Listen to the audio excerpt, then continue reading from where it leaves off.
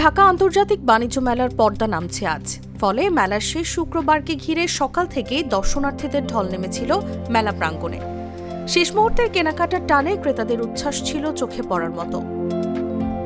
স্টলগুলো জুড়ে ভিড়, হাতে হরেক রকম ব্যাগ, সব মিলিয়ে মেলার শেষ দিনের আগে যেন কেনাকাটার উৎসব।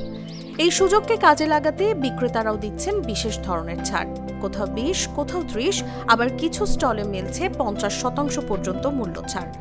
কম দামে পছন্দের পণ্য কিনে খুশি ক্রেতারা।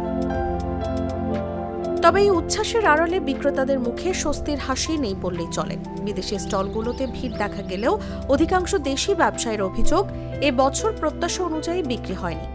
মেলা শুরু থেকেই ব্যবসায় মন্দা গেছে। শেষ দিকে কিছুটা বিক্রি বাড়লেও লোকসান পুষিয়ে নেওয়া কঠিন বলেই জানালেন তারা।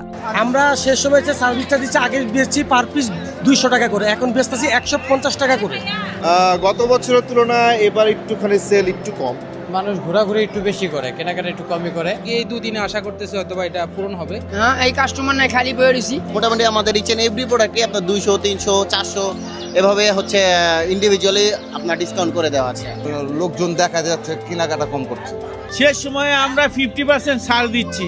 ও পুরা ডিসকাউন্ট ভাই, 150 মাল 100, 120 মাল 150। ইলেকট্রনিক্স, পোশাক, গৃহস্থলী পণ্য থেকে শুরু করে হস্তশিল্প সব স্টলেই এখন ছাড়ের ছড়াছড়ি।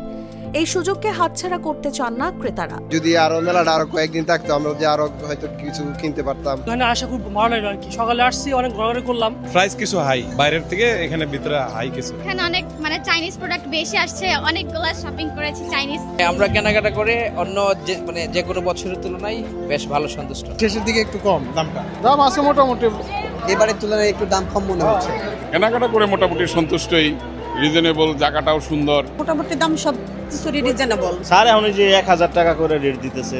হ্যাঁ, এবছর মোটামুটি দাম ভালোই আছে। এখন তো দিতে দাম অনেকটা কমের মধ্যে মনে হচ্ছে আমার কাছে। শেষ মুহূর্তের কেনাকাটায় ক্রেতারা সন্তুষ্ট হলেও বছর শেষের হিসাব মেলাতে হিমশিম খাচ্ছেন অনেক বিক্রেতা। এটাই এবারের বাণিজ্য মেলার বাস্তব চিত্র। নিউজ ডেস্ক, জাগো নিউজ।